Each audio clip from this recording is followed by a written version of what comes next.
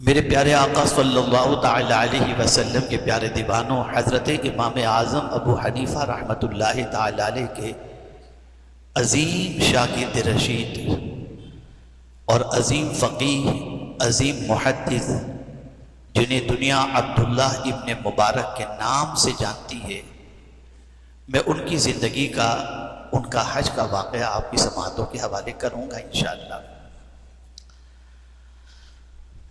حضرت عبداللہ ابن مبارک رضی اللہ المولا تبارک و تعالی عنہ علم کے بڑے اونچے مقام پر فائز تھے۔ آپ کی زندگی میں کس طرح سے انقلاب پیدا ہوا اور آپ راہ علم کے اندر اور راہ دین کی طرف کس طرح سے مائل ہوئے، اس سے پہلے ان کے والد کا واقعہ آپ کی سماعتوں کے حوالے کروں۔ ترکی کے ایک بہت بڑے تاجر تھے جن کا ایک باغ تھا۔ اس باغ کے اندر مبارک نام کے ایک غلام کام کیا کرتے تھے۔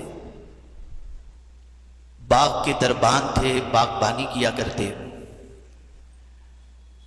اب جس ترکی کے باغ کے مالک کا وہ جو باغ تھا، اس باغ کے مالک کی عادت تھی کہ کبھی کبھی وہ باغ میں آ جاتا اور تھوڑی دیر کے لیے قیام کرتا اور چلا جایا کرتا۔ ایک دن باغ کا مالک جب باغ میں آیا تو آ کر اس نے اپنے غلام، اپنے خادم مبارک سے یہ کہا کہ یہ جو باغ ہے انار کا، اس میں سے کوئی انار توڑو اور اس کا جوس نکال کر کے مجھے دو۔ مبارک نے انار توڑا، جوس نکال کر پیش کیا تو وہ کڑوا تھا۔ تو اس باغ کے مالک نے کہا کہ کوئی دوسرا انار توڑ کے لاؤ، اس کا جوس بنا کے لاؤ جو میٹھا ہو، یہ کڑوا ہے۔ مبارک گئے اور جا کر کے انہوں نے دوسرا انار توڑا، دوسرے درخت کا، اور لا کر پیش کیا تو اتفاق سے وہ بھی کڑوا نکلا۔ دیکھیے زندگی کی چینجز۔ تو اس ترکیے نے جو باغ کا مالک تھا، اس نے مبارک سے کہا تم کتنے سال سے اس باغ کا خیال کرتے ہو اور باغبانی کر رہے ہو؟ تو مبارک نے کہا میں تقریباً 10 سال سے باغبانی کر رہا ہوں، باغ کی نگہبانی کر رہا ہوں اور باغ میں کام کر رہا ہوں۔ کہا ابھی تک تمہیں یہ بھی نہیں معلوم کہ کس درخت کا پھل میٹھا ہے اور کس درخت کا پھل کڑوا ہے، اور تم کسی بھی درخت کا پھل لا کر کے مجھے دے دیتے ہو؟ تمہیں اتنے سالوں کام کرتے ہوئے ہو گئے، تمہیں یہ تو معلوم ہونا چاہیے کہ کس باغ کا انار ترش ہے اور کس باغ کا انار صحیح ہے۔ اب جواب سنیے۔ مبارک نے جواب میں کہا 10 سال ہو گئے مجھے باغ میں کام کرتے ہوئے، مجھے باغبانی کے لیے رکھا گیا ہے، انار چکھنے کے لیے نہیں رکھا گیا۔ تو میں نے 10 سال میں ایک انار بھی کبھی چکھا نہیں ہے، اس لیے کہ بغیر مالک کی اجازت کے انار کھانا اور انار چکھنا یہ عند اللہ و عند الرسول جرم ہے، تو میں اس گناہ سے اپنے آپ کو بچائے رکھا۔ جب مبارک کی یہ بات ترکی کے مالک نے سنی، اس باغ کے مالک نے سنی، تو اسے حیرت ہوئی اور سیدھا وہ اپنے گھر گیا اور اپنی بیوی سے جا کر کے اس نے پوری داستان سنائی۔ بیوی کو بھی حیرت ہوئی۔ پھر اس باغ کے مالک کے دل میں خیال پیدا ہوا کہ یہ اس طریقے کا بندہ ہے، میں دیکھتا ہوں پرہیزگار بھی ہے، نمازی بھی ہے، تو اب باغبانی کی بجائے ایک کمرہ اس کو دے دیا جائے جہاں وہ اللہ اللہ کرتا رہے اور اپنی زندگی گزارتا رہے۔ تو مبارک کو وہ کمرہ دے دیا گیا اور وہ اس میں عبادت میں زندگی گزارتے رہے۔ ایک دن مبارک سے ملنے پھر یہ بندہ آیا، ترکیے کا مالک، باغ کا مالک، تو چہرہ اترا ہوا تھا۔ تو مبارک نے پوچھا کیا بات ہے مالک، آج تمہارا چہرہ اترا ہوا ہے؟ کہا کیا بتاؤں، ایک مشورہ کرنے کے لیے آیا ہوں، اور یہ اب جو میں کہنے جا رہا ہوں اسے غور سے سنیے گا، اور آج کے مسلم لوکیلٹی اور مسلم سوسائٹی کی مینٹلٹی کو دیکھیے گا کہ ہم کہاں جا رہے ہیں۔ باغ کے مالک نے کہا کہ مبارک یقیناً میں ٹینشن میں ہوں، اللہ نے مجھے بہت نوازا ہے، کوئی کمی نہیں ہے میرے پاس، لیکن میری ایک بیٹی ہے، اللہ نے اسے بھی بہت حسن سے اور ساری چیزوں سے نوازا ہے، میری بیٹی کے بہت رشتے آتے ہیں، بڑے بڑے وزیروں کے یہاں سے ادھر سے ادھر سے بہت رشتے آتے ہیں، لیکن میں سمجھ نہیں پا رہا ہوں کہ میری بیٹی کو کہاں بیاہ کر کے دوں، تم کوئی مشورہ دو۔ تو اب مبارک نے جواب میں کہا کہ دیکھیے حضور صلی اللہ علیہ وسلم کا ایک ارشاد میں آپ کو سنا دیتا ہوں جس کا مفہوم ہے کہ یہودی اپنی بچی کی شادی کرتا ہے مال دیکھ کر۔ توجہ چاہوں گا جو جملہ عرض کر رہا ہوں، یہودی اپنے بچی کی شادی کرتا ہے مال دیکھ کر، عیسائی اپنے بچی کی شادی کرتا ہے حسن دیکھ کر، اور سرکار نے فرمایا مومن اپنی بچی کے لیے رشتہ ڈھونڈتا ہے اور شادی کرتا ہے دین دیکھ کر۔ تو میرا مشورہ آپ کو یہی ہے کہ جہاں آپ کو دین زیادہ نظر آئے وہیں پر اپنی بچی کا آپ بیاہ کریں، تاکہ آپ کی بچی کی دنیا بھی سنور جائے اور آخرت بھی سنور جائے۔ جیسے ہی مبارک نے یہ کہا وہ گھر پہنچے، کہا اپنا مسئلہ تو حل ہو گیا، اب اپنوں کو یہ دیکھنا ہے کہ جو بھی رشتہ آئے اس میں دیندار ہونا چاہیے۔ پھر رشتے آئے لیکن کوئی ایسا دینی مضبوط بندہ نہیں ملا، تو ایک دن میاں بیوی دونوں بیٹھے اور غور کرتے ہوئے یہ کہنے لگے کہ کیوں نہ اپنے مبارک کے ساتھ ہی اپنی بیٹی کا رشتہ کر دیا جائے۔ سرمایہ بہت تھا، کہاں سرمایہ اور کہاں ملازم۔ آئے اور آ کر کے مبارک سے کہا کہ کیا تم اس چیز سے خوش ہو کہ ہم اپنی بیٹی کا نکاح تمہارے ساتھ کر دیں؟ ہمارے لیے آسانی یہ ہوگی کہ بیٹی بھی ادھر ہی رہے گی، تم بھی رہو گے، اور تمہاری دینداری کی وجہ سے میری بچی کا مستقبل بہتر ہوگا۔ انہوں نے نکاح کے لیے حامی بھر لی، پھر نکاح ہوا، اور پھر اسی نکاح کے بعد اس عورت کے بطن سے حضرت مبارک کا بیٹا حضرت عبداللہ پیدا ہوا۔ ایک سوچ ملی، کیا یہ سوچ آج کے دور کے اندر نہیں ہے کہ ہم بھی یہودی کی سوچ کو دیکھتے ہیں کہ مال زیادہ جہاں ہو وہاں رشتہ کرتے ہیں؟ کیا یہ سوچ آج ہماری نہیں ہے کہ لڑکی کے اندر دینداری کی بجائے خوبصورتی کو پرائرٹی دیتے ہیں کہ لک کیسا ہے؟ کون ہے جو آج دین دیکھ کر کے رشتہ کرنے کے لیے نکلتا ہے؟ پتہ چلا کہ ہم صرف لباس کے اندر یہودی اور عیسائی کو نہیں اپنائے ہیں، ان کی سوچ اور ان کے خیالات کو بھی ہم نے اپنا لیا ہے۔ نتیجتاً آج ہماری جو زندگی ہے وہ ہماری نگاہوں کے سامنے ہے۔ اب چونکہ حضرت عبداللہ پیدا ہوئے تو مال بہت زیادہ اللہ عز و جل نے حضرت مبارک کو عطا فرما دیا تھا، شادی بڑے گھرانے میں ہوئی تھی تو دولت کی کوئی کمی نہیں تھی۔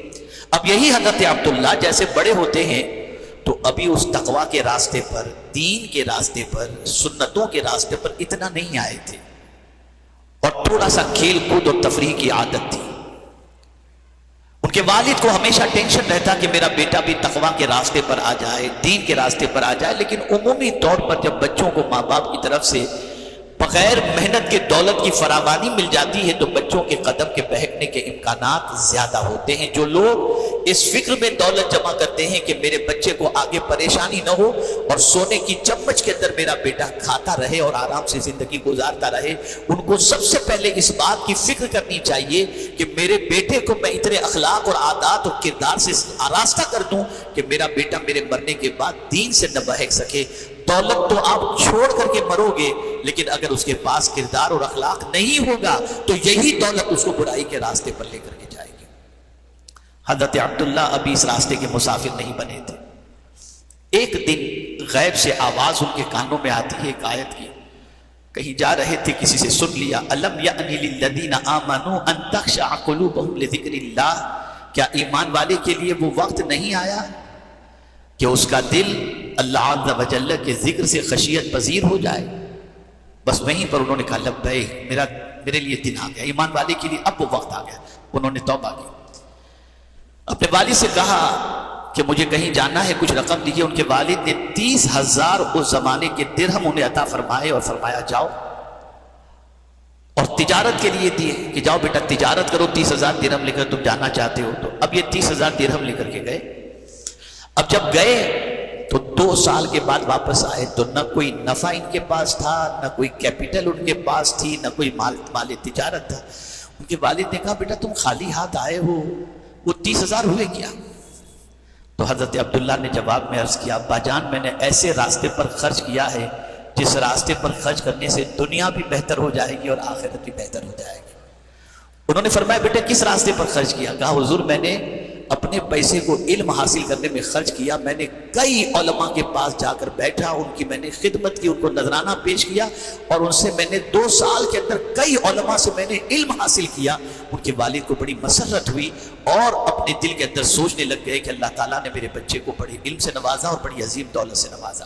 تفصیل بہت زیادہ ہے, میں اس تفصیل میں حضرت عبداللہ ابن مبارک کی زندگی میں جانا نہیں چاہتا, وقت کافی درکار ہے اس کے لیے, لیکن مجھے ان کے حج کے بارے میں بتانا ہے. میں نے شروع میں جو قول پیش کیا ہے, خیر الناس من ينفع الناس, لوگوں میں سب سے بہتر وہ ہے جو لوگوں کو سب سے زیادہ نفع پہنچائے. انسانوں میں سب سے بہتر کون ہے؟ جو انسانوں کو سب سے زیادہ فائدہ پہنچائے, نفع پہنچائے. حضرت عبداللہ ابن مبارک رضی اللہ المولا تبارک و تعالی عنہ نے حج کا ارادہ کیا, اس لیے کہ بغداد شریف کے اندر جب حجاج کرام کا قافلہ پہنچا تو آپ کے دل میں اس قافلے کو دیکھ کر کے حج کا اشتیاق پیدا ہوا کہ میں بھی چل کر کے حج کروں. تو حضرت عبداللہ ابن مبارک رضی اللہ تعالی عنہ نے گھر جا کر رقم لی اور رقم سے بازار گئے, اور اس ارادے سے گئے کہ جا کر کے سفر حج کا اور حج کے دنوں کی گزارنے کا سامان لے کر کے آ جاؤں, اور لا کر میں اس کے بعد سفر حج کے لیے قافلے کے ساتھ روانہ ہو جاؤں. اب ادھر پیسے لے کر, رقم لے کر حضرت عبداللہ ابن مبارک رضی اللہ تعالیٰ عنہ باہر نکلے, اور جیسے ہی باہر نکلے ایک سید زادی حضرت عبداللہ ابن مبارک رضی اللہ تعالیٰ عنہ کو دیکھتی ہے اور عرض کرتی ہے کہ شیخ میں کچھ آپ سے کہنا چاہتی ہوں. آپ نے فرمایا بتا کیا کہنا چاہتی ہے؟ اس خاتون نے جواب میں کہا کہنا یہ چاہتی ہوں کہ میں ایک سید زادی ہوں, میری بچیاں بھی ہیں, اور کم و بیش 4 روز سے ایک لقمہ بھی ہمارے حلق کے نیچے نہیں اترا, اور ہم بہت پریشان ہیں رہنے سہنے کے اعتبار سے اور کھانے پینے کے اعتبار سے. حضرت عبداللہ ابن مبارک رضی اللہ تعالیٰ عنہ نے جب یہ سنا تو جتنی رقم لے کر حج کی خریدی کے لیے نکلے تھے وہ ساری رقم انہوں نے اس سید زادی کو دے دیا, اس خاتون کو دے دیا, اور کہا تم جلدی سے ابھی گھر جا, کھانا بنا, اپنے بچوں کو کھلا اور اپنی ضرورت کو تو پوری کر. اور اس کے بعد حضرت عبداللہ ابن مبارک نے حج کا ارادہ ملتوی کیا, سارا پیسہ اس عورت کو دے دیا, اور اللہ کی بارگاہ میں عرض کرنے لگے میرے مولا آج عبداللہ کا حج تیرے گھر کے طواف کے اندر نہیں, تیری بندی کی مدد کے اندر ادا ہو گیا. یہ مدد کی انہوں نے. پھر اس کے بعد قافلہ روانہ ہو گیا جو بغداد شریف پہنچا تھا حاجیوں کا, اور وہ حج کے لیے نہیں گئے حضرت عبداللہ. کافی دنوں کے بعد حجاج کرام کا قافلہ جب لوٹا تو چونکہ یہ بات بھی یاد رکھیں کہ حاجی جب حج کر کے آئے تو اس کی دعائیں لو, اس لیے کہ اس کے گھر پہنچنے سے پہلے وہ جس کے لیے جو دعا کرتے اللہ اس کی دعا کو قبول فرما لیتا ہے. یہ حاجی کا مقام ہے. تو حاجیوں کی دعا لینے کے لیے پہنچے تو جس حاجی سے ملتے کہتے تھے مبارک, تم کو بھی مبارک, تم کو بھی حج مبارک. ہر حاجی حضرت عبداللہ ابن مبارک کو مبارکباد پیش کرتا, تم کو بھی حج مبارک, تم کو بھی حج مبارک. اب حضرت عبداللہ کو حیرت ہوئی, میں تو گیا ہی نہیں, میں تو یہیں پر تھا, یہ مبارکبادی مجھے کس چیز کی پیش کر رہے ہیں؟ آپ تشویش میں تھے, آپ ٹینشن میں تھے کہ میں حج نہیں کیا ہوں, لیکن باوجود اس کے مجھے یہ لوگ مبارکباد پیش کر رہے ہیں. اسی ٹینشن میں وہ اپنا وقت گزار رہے تھے کہ ایک دن ظہر کے بعد وہ سوتے ہیں اور قیلولہ کرتے ہیں تو غیب سے آواز آتی ہے, عبداللہ صحیح ہے کہ تم حج کے لیے نہیں گئے, لیکن ہم نے تمہاری اس نیک کام کی وجہ سے تمہاری طرف سے ایک فرشتہ مقرر کیا تھا, جو فرشتہ تمہاری شکل میں وہاں جا کر کے حج کر رہا تھا. اور سنو, اب یہ حج صرف اسی سال کے لیے نہیں, یہ فرشتہ ہر سال تمہارے نام سے حج کرے گا اور تمہارے نام اعمال میں حج کا ثواب لکھا جائے گا. ایک غریب کی مدد کے عوض کے اندر اللہ نے کتنا کرم فرمایا. بظاہر تو یہ تھا کہ وہ نہیں پہنچے تھے وہاں پر, لیکن اللہ عز و جل قادر مطلق ہے, وہ جب دینا چاہتا ہے تو اس طریقے سے. یہاں ایک بات واضح طور پر سمجھ میں آ گئی, اور وہ یہ ہے کہ اگر انسان کا فائدہ کیا جائے, انسان کو نفع پہنچایا جائے, تو آقا کریم صلی اللہ علیہ وسلم کے فرمان کی روشنی کے اندر انسان کو نفع پہنچانے والا انسانوں میں سب سے بہتر ہے. آج ضرورت صبر کی ہے, ہم معاشرے کے اندر ایسوں کو تلاش کریں. آج ضرورت صبر کی ہے, ہم گرے پڑوں کو دیکھیں اور ان کی ضروریات کی تکمیل کی کوشش کریں.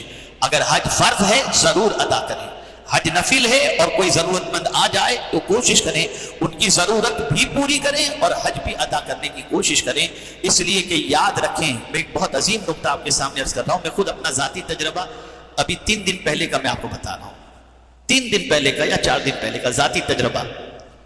مجھے ایک ایسی جگہ سے نکاح پڑھانے کے لیے کہا گیا جس کے بارے میں جانتا تھا کہ اتنا غریب ہے وہ شخص, اتنا غریب ہے کہ جس کی کوئی انتہا نہیں ہے. میں آپ کو بتا نہیں سکتا کتنا غریب ہوگا وہ. اور مجھ سے کہا گیا نکاح پڑھانا ہے. میں چلا گیا نکاح پڑھانے کے لیے.